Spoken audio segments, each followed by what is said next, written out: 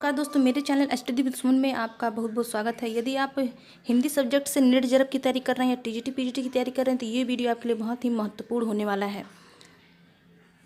इस वीडियो में हम लोग भक्ति काल को देखेंगे। भक्ति काल में भक्ति काल का परिचय, भक्ति काल के प्रमुख संप्रदाय, भक्ति काल के भाग, निर्गुण भक्ति, संत काव्यधारा, सूफी काव्यधारा और कवि व रचनाएं।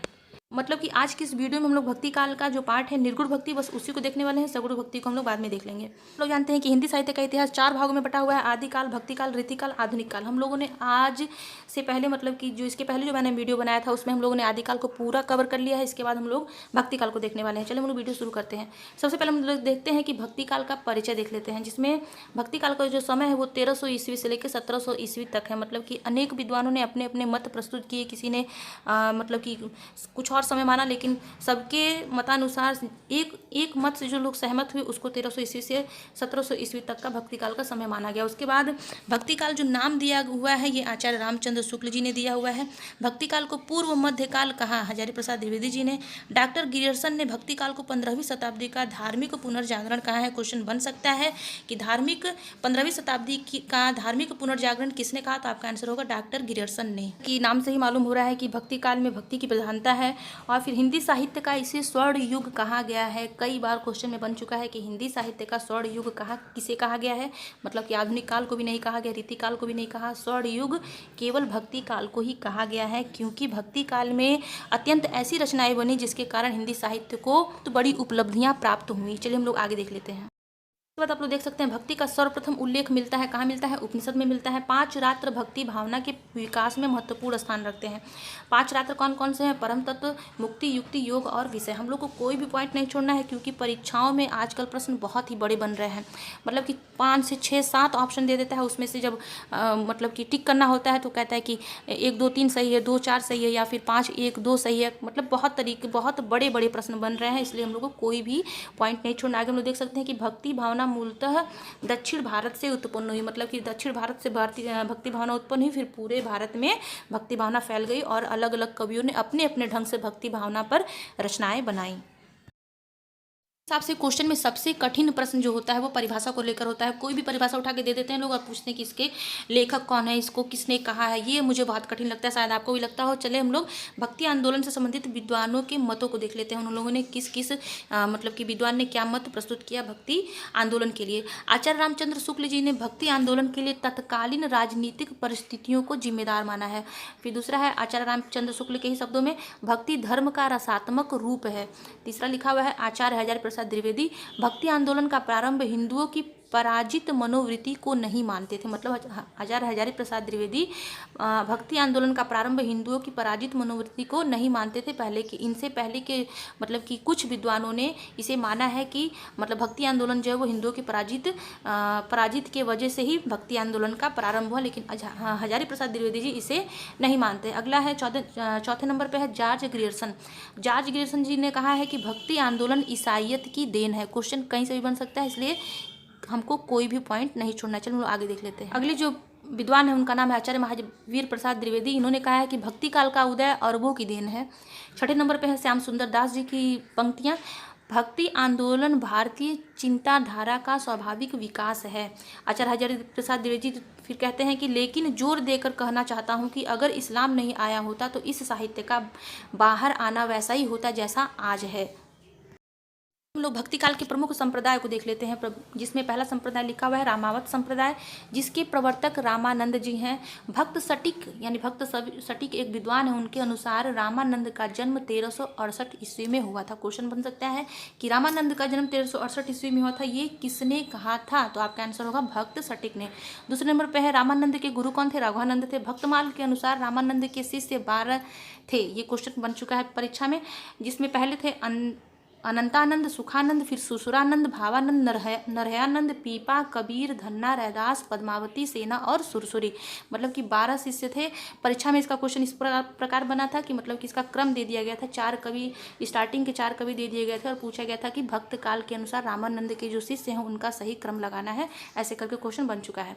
आगे आप लोग देख सकते हैं कबीर दास के गुरु, यानी कि जो रामानंद थे वो कबीर दास के गुरु भी थे। ये भी क्वेश्चन आ सकता है। अगला जो प्रसिद्ध जो संप्रदाय है वो है श्री संप्रदाय। श्री संप्रदाय के जो प्रवर्तक हैं वो श्री रामानुजाचार्य जी हैं। कुछ महत्वपूर्ण इनके बिंदुओं को देख लेते हैं, जिसमें विशिष्टता दैत्य सिद्धांत की स्थापना मतलब कि इन्होंने रामानुजाचार्य जी ने ही की है। अवतारी श्री राम को अपना उपास्य देव स्वीकार किया है रामानुजाचार्य जी ने। भक्ति मुक्ति का साधन स्वीकार करते हैं। गोस्वामी तुलसीदास जी के गुरु हैं। कौन है? श्री रामानुजाचार्य जी। कबीरदास के गुरु हैं रामानंद और तुलसीदास के गुरु हैं श्री रामानुजाचार्य जी। और तीसरा जो संप्रदाय है, तीसरा संप्रदाय है ब्रह्म संप्रदाय। ब्रह्म संप्रदाय के प्रवर्तक है मध्वाचार्य। मध्वाचार्य जी अद्वैतवाद के घोर विरोधी थे और दैत्यवाद की इन्होंने स्थापना की। अगला महत्वपूर्ण संप्रदाय है रुद्र संप्रदाय। रुद्र संप्रदाय के प्रवर्तक हैं श्री विष्णु स्वामी जी। और डॉक्टर भंडारकर के अनुसार इनका जन्म यानी विष्णु स्वामी जी का जन्म 13वीं शताब्दी के लगभग हुआ है। दार्शनिक दृष्टि से इनका दर्शन शुद्धा दैत्य कहलाया। और ये जो हैं श्री विष्णु स्वामी जो हैं वो वल्लभाचार्य के गुरु थे। संप्रदाय है वल्लभ संप्रदाय। वल्लभ संप्रदाय के जो प्रवर्तक थे वो श्री वल्लभाचार्य जी थे। इनका जन्म रायपुर जिले के चंपारण नामक स्थान पर हुआ था। दार्शनिक दृष्टि से इनका सिद्धांत शुद्धा दैत्य कहलाया। सूरदास के गुरु और विट्ठल नाथ के पिता थे। यानी कि जो वल्लभाचार्य थे वो सूरदास के गुरु थे और वल्लभाचार्य के गुरु कौन थे? विष्णु स्वामी थे। और जो वल्लभाचार्य हैं उनके पुत्र का नाम है विट्ठल नाथ, जिन्होंने अष्टछाप की स्थापना की। अगला मैं जब वीडियो बनाऊंगी तो उसमें मैं अष्टछाप के 8 कवियों को भी लूँगी और उनकी जो प्रसिद्ध रचनाएं हैं उनके बारे में भी बताऊंगी। अष्टछाप को पूरे अच्छे से आपको पढ़ा दूंगी ताकि आपको यदि अगर अष्टछाप से अगर कोई क्वेश्चन बनता है तो आपका वो गलत ना हो। महत्वपूर्ण संप्रदाय है रसिक संप्रदाय। रसिक संप्रदाय के प्रवर्तक है निम्बारकाचार्य जी। दार्शनिक सिद्धांत इनका भेदवाद या द्वैतवाद कहलाया।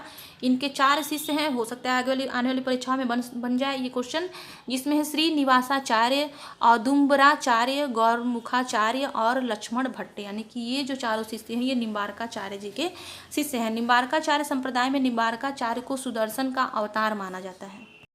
आगे हम लोग अब कुछ प्रमुख संप्रदाय उन्हें भी देख लेते हैं, जिसमें पहला है हरिदासी संप्रदाय। इसे सखी संप्रदाय भी कहते हैं। इसके प्रवर्तक हैं स्वामी हरिदास। अदैत्यवाद संप्रदाय जिसके प्रवर्तक है शंकराचार्य जी। राधा वल्लभी संप्रदाय, स्वामी हित हरिवंश। गौड़ी संप्रदाय जिसके प्रवर्तक हैं चैतन्य महाप्रभु। सिख संप्रदाय गुरु नानक जी। उद्दती संप्रदाय सहजानंद और रसिक संप्रदाय अग्रदास। ये भी संप्रदाय बताए हैं। ये सारे संप्रदाय किसी न किसी यूजीसी नेट में या टीजीटी पीजीटी में बन चुके हैं। हो सकता है आने वाली परीक्षाओं में भी बन जाए, इसलिए इन्हें जरूर और अच्छे से याद कर लीजिएगा। भक्ति काल के भेद देख लेते हैं, जिसमें पहला है निर्गुण भक्ति, दूसरा सगुण भक्ति। यानी कि भक्ति काल के 2 भेद होते हैं। निर्गुण भक्ति की अगर बात की जाए तो निराकार ईश्वर की भक्ति है। निराकार का मतलब कि जिसमें ईश्वर का कोई आकार नहीं है, कोई आकृति नहीं है। इसमें मूर्ति पूजा का कोई स्थान नहीं है। समाज में व्याप्त भेदभाव, जात पात, ऊंच नीच का इसमें विरोध किया गया है। कबीरदास जी भी कहते हैं कि दशरथ सूत तिहुलोक बखाना, राम नाम का मरम न आना। मतलब कि दशरथ जो श्री राम जिन्होंने अवतार लिया था धरती पे, भारत में जिन्होंने अवतार लिया था, उसको पूरा लोग जानता है, लेकिन जो राम नाम का जो असली मरम है उसे कोई नहीं जानता है। मतलब कि जो असली मतलब है उसे कोई नहीं जानता है।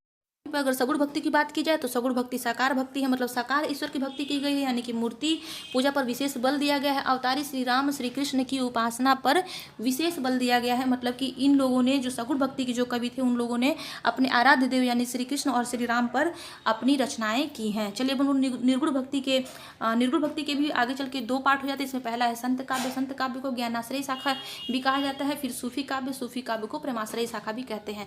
सगुण भक्ति की अगर बात की तो सगुण भक्ति के भी 2 पार्ट होते हैं। इसमें पहला है कृष्ण काव्य धारा, फिर राम काव्य धारा। आज के इस वीडियो में हम लोग केवल निर्गुण भक्ति को ही देखेंगे, जिसमें दोनों जो पॉइंट है संत काव्य धारा और सूफी काव्य धारा दोनों को कवर करेंगे। चलिए हम लोग आगे देखते हैं। सबसे पहले हम लोग निर्गुण भक्ति देख लेते हैं कि क्या होता है। निर्गुण भक्ति का मार्ग ज्ञान मार्गी है और इसमें जो है गुरु का विशेष महत्व है, प्रेम का विशेष महत्व है।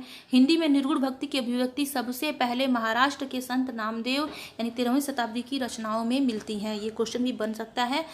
भक्ति का जो पहला जो पॉइंट है यानी कि संत काव्य धारा जिसे ज्ञानाश्रय शाखा भी कहते हैं, उसे देख लेते हैं। सबसे पहले हम लोग जो संत शब्द है उसको समझ लेते हैं कि संत मतलब क्या होता है। पीताम्बर दत्त बड़थवाल ने संत शब्द का आशय शांत से लगाया है, यानी कि शांति। और फिर आगे तुलसीदास जी संत शब्द का अर्थ भक्त या हरिभक्त से लेते हुए लिखते हैं कि संत समागम हरिभजन तुलसी दुर्लभ दो, यानी कि जो संत श्रद्धालु आदि होते हैं वो हरि भक्ति से ही प्राप्त हो सकते हैं, मतलब कि ये बहुत ही दुर्लभ है। आगे मतलब कि ये जो पंक्ति है, संत समागम हरि भजन तुलसी दुर्लभ दोय, इसके ऊपर भी एक लाइन है, यानी कि सूत दारा और लक्ष्मी पापी घर भी होए, मतलब कि पुत्र पुत्री परिवार पत्नी धन दौलत आदि तो पापी के घर भी हुआ करता है, लेकिन संत समागम हरि भजन तुलसी दुर्लभ दोय, लेकिन संत जो श्रद्धालु होता है आदि हरि भक्ति से ही प्राप्त होता है। आगे देख लीजिए, परशुराम चतुर्वेदी ने संत शब्द को सत्य से प्रकाशित किया है। सत्य का अर्थ है सत्यता की पहचान। तो सभी परिभाषाओं में महाकवि कालिदास की जो परिभाषा जो मैं इसके बाद जो बताने वाली हूँ वो तर्कपूर्ण है। कालिदास जी कहते हैं कि संत वह है जो सत्य खंडों से परिचित हो, जीवन की अनुसंधानशाला में सत्य व असत्य का शोध करके सत्य को समाज में प्रेषित करने वाला हो, उसे ही मतलब कालिदास जी ने उसे ही संत कहा है। कवि और उनकी रचनाओं को देख ले, जिसमें पहले कवि हैं नामदेव, उनकी रचना है अभंग पद। कबीरदास की रचना बीजक, बीजक के जो भाग हैं साखी शब्द रामायणी। फिर धर्मदास की जो रचना है वो अमर सुख निधान। रैदास की रचना है ईश्वर महिमा ज्ञान और भक्ति परक काव्य। गुरु नानक जी की रचना है असा दीवार और नसीहतनामा रही रास सोहिला। फिर सुंदरदास की रचना है भक्ति नीति परक कविता एवं सवैया। फिर मलुकदास की रचना है ज्ञान बोध अवतार लीला। रज्जबदास की रचना है छप्पय और चरणदास की रचना है भक्ति सागर अमर लीक। इस वीडियो के बाद मैं जो वीडियो बनाऊंगी उसमें प्रमुख संत कवि और जो सूफी कवि हैं, जैसे कि मान लीजिए कि कबीरदास हुए, मलुकदास, सुंदरदास, जिनको विस्तार से पढ़ना बहुत ज़रूरी है।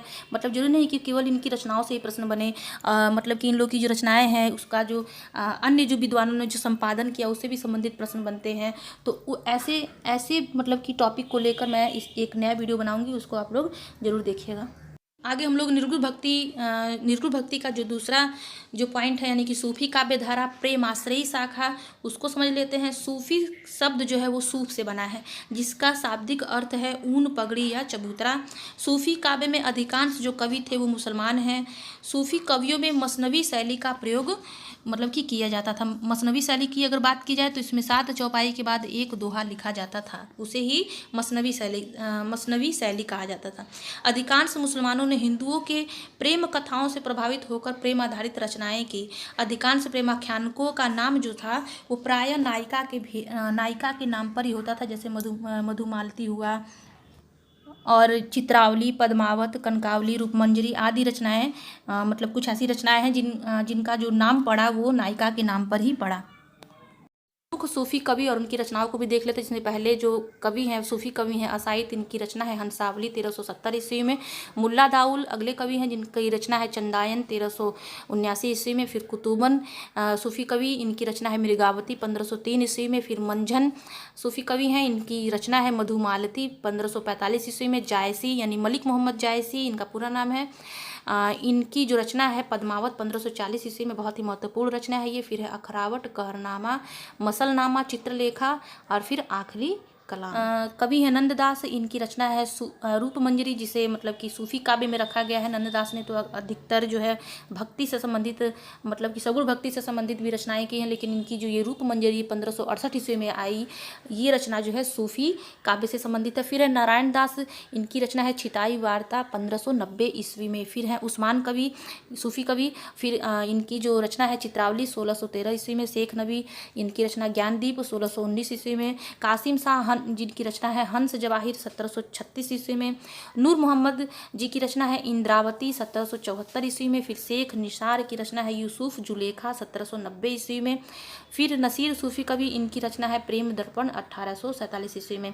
मतलब कि हो सकता है कि आपकी मतलब कि क्रम भी पूछ ले या फिर मतलब किसी भी तरीके से प्रश्न बन सकता है, इसलिए हम लोग को हर तरीके से प्रश्न को क्रम से भी याद करना बहुत ही आवश्यक है।